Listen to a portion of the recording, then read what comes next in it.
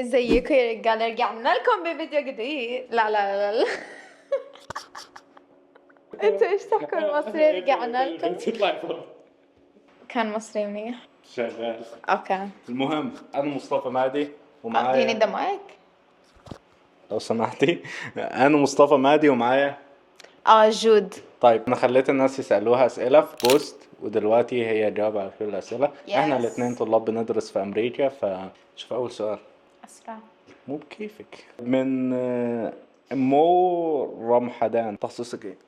علوم سياسيه وعلاقات دوليه. ساعة شكري ساعة. أنا آسف يا معالي الوزير. معالي إيه؟ علوم سياسيه وعلاقات دوليه. اخلص. مرجان احمد مرجان. ساكنه في الدورم ولو ساكنه هل كويس؟ خلينا نمسك. بصي انا سعيد من الموضوع ده بديش اضلني كده. هيك حيزبط المايك. ايوه المفروض. actually يس. are you sure؟ اوكي. ايش كان السؤال؟ اذا بعيش بالدورم او لا. اوكي أيوة. اوكي، انا بيجيني هيك شويه الزهايمرز بعدين بيروح. اوكي. يس انا بعيش بالدورم، كثير بحب اعيش بالدورم بصراحه، مشان بحس انه هاي فرصه لحتى نتعرف على طلاب تانيين، وبلس انك تعيش بالدورم بامريكا كثير امان من انك تعيش خارج الدورم، لانه كثير بصير في مشاكل هون. انا اعرف واحده، تعرفي جيس تشتغل في الجيم، شعرها ما بروح على الجيم مشان اعرفها بصراحه. مش I'm not a مشكلة. gym girly. جيس في حد دخل بيتها بسلاح وسرق حاجات. That's insane. One of my friends بتعيش off campus. لمي عربي راحت اوكي خلص، راحت اظن رحلة زي ل5 ايام، رجعت لقت حدا دخل على سيارتها وسرق اشياء من سيارتها. انه that's crazy. فبحس انه العيشة بدورم كتير امان. طريقة تعلمها للإنجليزي. يعني احنا بالأردن بمدارسنا بيركزوا كتير على اللغة الإنجليزية as a second language. ما هي راحت مدرسة الروابي. لا ما رحت مدرسة الروابي، رحت على كينجز أكاديمي. أنا تخرجت من كينجز أكاديمي، هناك أصلا first language is English. بس even before that بحس بالأردن كتير بيركزوا على اللغة الإنجليزية. طريقة لحتى تخلي اللغة الإنجليزية تاعتك أفضل probably تحضر أشياء باللغة الإنجليزية. ده اللي يعني أنا بقوله movies. الأفلام. إنه موفيز أو شوز تحضرهم باللغة الإنجليزية، بعدين حتتعود. اللغة الإنجليزية أبدا مش لغة صعبة. so easy to learn compared to other languages. خلصان. أنا بشوفك بتتكلمي وبتخيل الوقت اللي هياخدني الموضوع عشان oh my تفهم. god كمان يا مصطفى. هل الدراسة صعبة في أمريكا؟ لا انه بصراحه هي تخصصها علوم سياسية. اوكي تخصصي علوم سياسيه which is actually hard. بس اللي تشوفيه انه اللي يخليكي تنامي بالليل. بصراحه لتخصصي انه all we do is read articles, write articles، نتعلم أكتر عن السياسة يعني بكل البلدان. فبحس إنه إذا أنت تخصصك إشي you're passionate about or you like doing, which I like writing and stuff, it's easy. نظام السنة الدراسية ازاي؟ السمسترين يعني. إنه بس 2 semesters. بس في عنا spring break، عنا Christmas break. إيش عم بصير؟ ولا أعرف. أأمن مكان الدور. اوكي عنا كريسماس بريك، سبرينج بريك، Thanksgiving فول break. بريك، ثانكسجيفينج بريك. عنا انت اذا بتسمعوا تفكروا عنا على فكره كثير بريكس، بس هم مش هالقد طوال والله. بيبقوا يوم أو بيبقوا يومين. يوم او يومين. That's it. من فين في مصر؟ هل الحياة حلوة في أمريكا؟ من أبو حمدي. انا من الاسكندريه يا قسطة. إيه ده؟ لا انا مش من مصر، انا من الاردن، من عمان. بحس انه ثقافه جديده لحتى نتعلم، اشوف اشياء جديده، اتعلم اشياء جديده to have more opportunities. وبحس امريكا is the place for that. والله I'm sorry كنت والله المقابلة بالإنجليزي مش المقابلة مش بالعربي، بس مش مشكلة. opportunities ارجع لأصلك. فرص. كيف تأقلمت كبنت مسلمة مع غيرها هناك؟ ازاي أصحابها بيتعاملوا معاها؟ أنت عندك صحاب؟ اوكي anyways كيف تأقلمت هون؟ بحس كان سهل اني اتأقلم هون. الناس they're welcoming، انه بيرحبوا بالناس اللي بيجوا من بلدان، فهم كانوا بيساعدونا كتير بأي شيء بنحتاجه. ما بعرف اذا انت بتتفق او لا. أنا إنه at least لإلي انا كتير ساعدوني بكل اشي بحتاجه. بس انت غرقت الدورم. ايوه انا كان عندي اعداء كتير في البدايه. انت بالظبط. عارفه كان حرفيا بدات الموضوع حرب عالميه. كنت بتخانق مع هذا البرازيليين. بالنسبة له، بس أنا بالنسبة إلي يعني كان الموضوع كتير سهل إنه التأقلم هون، وما بحس في معاملة مختلفة لإلي لأني مسلمة. بالعكس الناس هون بدهم يعرفوا أكتر عن الإسلام، بدهم يعرفوا أكتر عن ثقافتنا، كتير حابين يجوا يزوروا من وين أنا، فبحس it's a good way لحتى نتبادل ثقافاتنا. طيب من باي تي ام قصة سفرها، ازاي سافرت؟ خدي الميكروفون انا مش هفضل ماسكهولك. رحت على المطار، طلعت بالطيارة وصلت على أمريكا. بس يعني بصراحة إنه ما كان في إنه سبيشال ستوري، إنه بس عادي سافرت زي أي رحلة كانت، بس إنه هاي المرة كانت تختلف، إنه أنا رايحة مشان أدرس بأمريكا، مش رايحة زيارة، بس جاية هون لحتى أروح للجامعة. عظمة. رأيكم في ترامب؟ ladies first. ladies first. هلا أنا I study political science، فما كتير بحب أحكي بموضوع البوليتكس هلا. لازم تبقى سياسية، لازم تبقى حيادية. بالضبط، ما بحكي موضوع البوليتكس، بس كنت فرحانة إنه ترامب فاز. انا شخصيا ايوه ان ترامب يفوز حاجه كويسه، بعيدا ان هو بعيد عن الشواذ والمتحولين وان هو بيكره الحاجات دي، غير ان هو قال بالحرف، حط الفيديو قدامك وقال ان انا بفكر اخلي كل الطلاب الانترناشونال لما يتخرجوا من جامعه في امريكا ياخدوا جرين كارد، ياخدوا اقامه دامه. What I want to do and what I will do is you graduate from a college, I think you should get automatically as part of your diploma a green card to be able to stay in this country. وبحس إنه هذا الإشي it's very good لإلنا، لأنه إحنا عم نطلع من بلداننا لحتى نيجي لهون لحتى ناخد شهادة أمريكية، بنكون مغتربين لوقت طويل، يعني هاد غير عن بدرسوا طب بالبعد وهون زي 8 سنين، فبحس that's good إنه that's a chance for us to get a green card just because we studied here. انا بسمعك بتتكلمي انجليزي وبتضايق لان عارف ان انا هبقى محتاج اترجم الكلام ده، بس مش مشكله. طيب جود دوقتك المنسف ولا افتكرتني بعصير قصب ولا افتكرتني باي حاجه، وبقعد في الاجازات هنا بموت من الجوع. على فكره انا كمان بقعد بالاجازات هنا، مفكرني بطبخ بالاجازات هنا؟ انا ترى ما بطبخ على فكره. جايز تعرفوا ايش؟ انا تعلمت اطبخ طبخه واحده، احذر ايش هي؟ ملوخيه. يس ملوخيه. والله بس لاني انا ما بحب امسك الدجاج وانظفه، فايش بعمل؟ بطبخها على الزنجر، انه اي جت زنجر بحطه بالاير فراير، بعدين بعمل ملوخيه ماجي على. وين بدي الاقي جميد للمنسف هون؟ اوكي انه جد وين بدي الاقي لبن؟ انا مش عارفه انت بتقولي ايه على كل ده. في لبن عادي. هو ايه؟ الجميد هو طبعا انت ما بتعرفش انك مش عامل بالاردن، بس جميد هو اللبن اللي بتعمل فيه المنسف. انه المنسف اذا بتعمله بلبن عادي that's not منسف، that's fake منسف، بس اذا بدك تعمل منسف حقيقي لازم تحط جميد، وما اظن في جميد بالامريكا. anyways فما دوقته المنسف، بس next time ولا افتكرتني باي حاجه، اقسم بالله ولا باي حاجه. next time بطبخ ملوخيه بعطيك شوي. مش عارف. ما اظن احنا بنشحتش. اصلا اذا حتحبها بصراحه. مش هحبها كل مره يا اما مالحه كتير مالحه شوي. انت بتحب الملوخيه مع ارانب؟ لا انا عندي قصه حزينه. انا كان عندي ارنب وانا صغير، الارنب عجز فاحتاجوا يقتلوه، فطبخته على الملوخيه واكلته. انا ما طبختوش. انا من ساعتها وانا حزين يعني. من ساعتها وانا ببص لعيلتي على انهم اكلوا لحوم بشر. كلوا الارنب تاعك؟ That's so sad. بقول لك يعني ازاي تساليني سؤال زي كده؟ سامعة انكم بتحبوا الملوخية بالارانب، مشان هيك على فكرة انا كتير بحب مصر. انا بحب احكي باللهجة المصرية. طب ما يا تتكلمي جدعان. باللهجه المصريه يا وتبطلي جدعان. تتكلمي بالانجليزي عشان ما اقعدش 30 سنه في الترجمه. كيف وصلتي لامريكا وكيف الحياه فيها بالمقارنه بالاردن؟ انت شويه جاوبتي الموضوع ده. من محمد. الحياة فيها، لا بصراحة الحياة بالاردن احلى. انه انا ما عشتش في الاردن بس براحتك يعني. انه انا كثير بحب الاردن. بحس امريكا is a place بس انه مشان ادرس، اتعلم، اشوف ثقافة اخرى، بس بحس بالاخير حرجع على الاردن. كثير بحب الاردن ايه اللي تشوفيه؟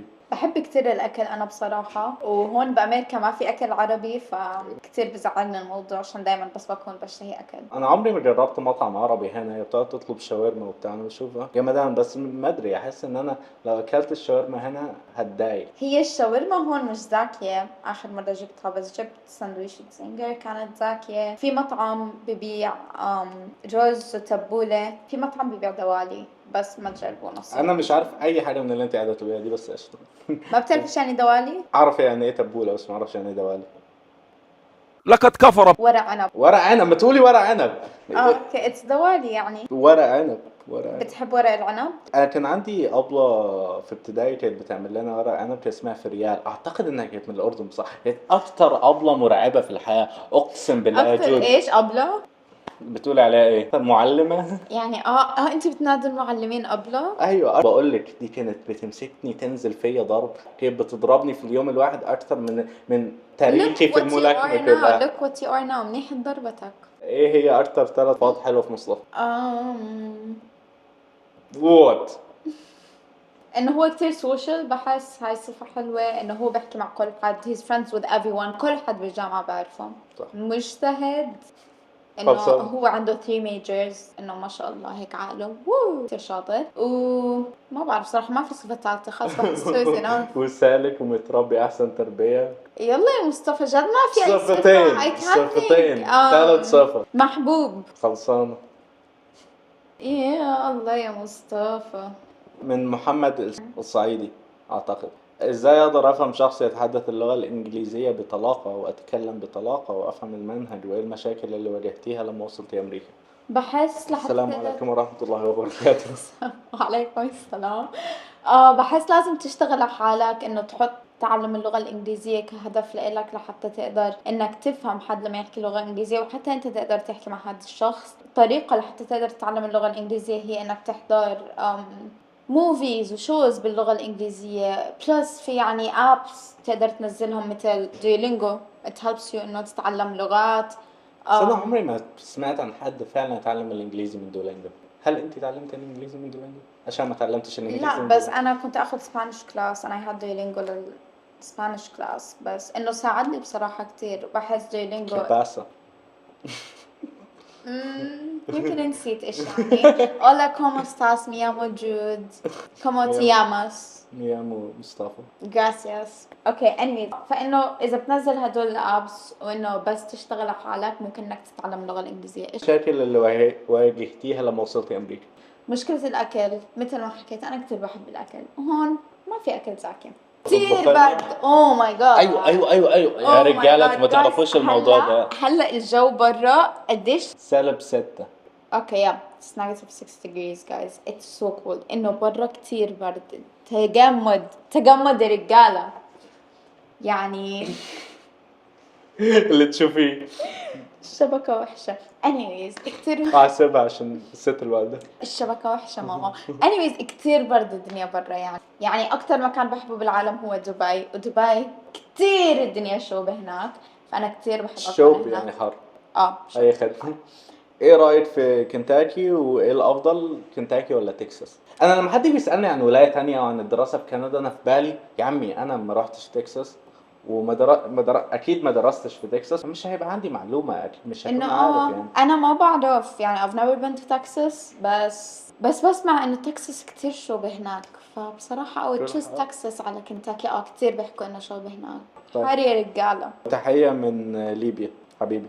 مرحبا. ايه رايك في المجتمع الامريكي عامه، وهل من السريع ان تتاقلم؟ ايش رأيي بالمجتمع؟ المجتمع جميل هون. انه انا كان عندي فكرة انه كان من الصعب التأقلم هون، بس كان جدا سهل بالنسبة لي اني اتأقلم مع المجتمع اللي هون. الناس اللي هون كانوا مرحبين جدا فينا، جايين من برا. انا اول فصل دراسي ليا كنت في حرب يوميا. اظن هاي بس مشكلة مصطفى، مشان بصراحة انا ما يعني انا كتير مسالمة. وانا مسالم. انت بتتكلمي في ايه؟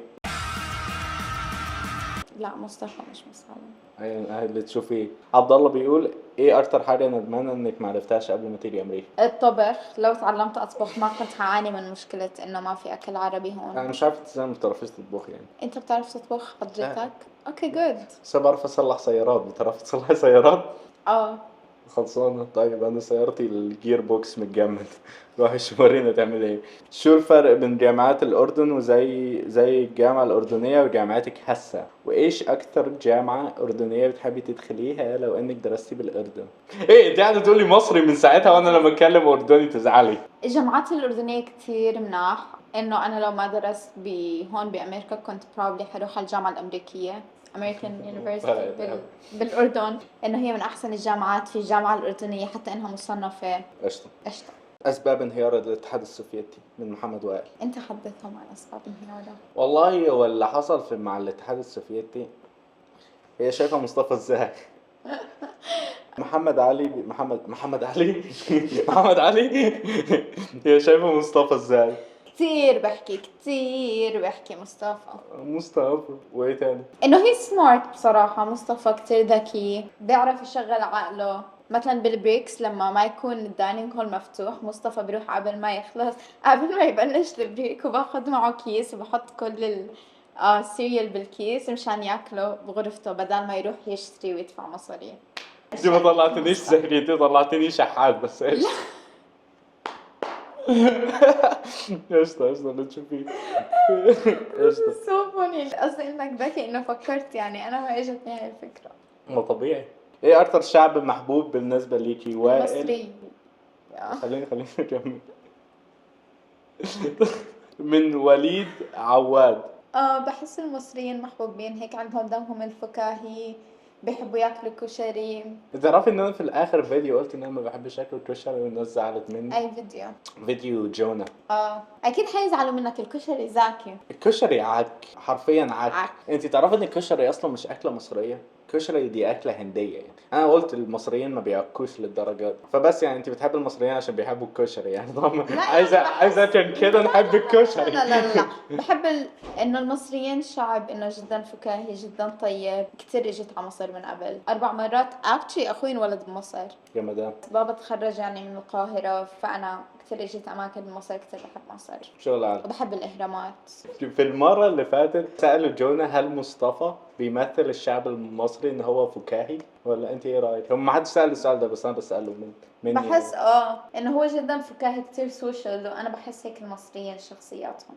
يعني ما استغربت لما انت حكيت لي انك مصري. عمر بيسأل لو كان عندك بنت تجوزيها لمصطفى؟ لا. اسمعي بس، خلينا نفاصل شوية. ليه طيب؟ انا امتى عملت لك حاجة وحشة في حياتي؟ ما عمركش عملت لي حاجة وحشة. Exactly. بس الشبكة وحشة انا هقطع الحتة دي ليه؟ عشان بضان.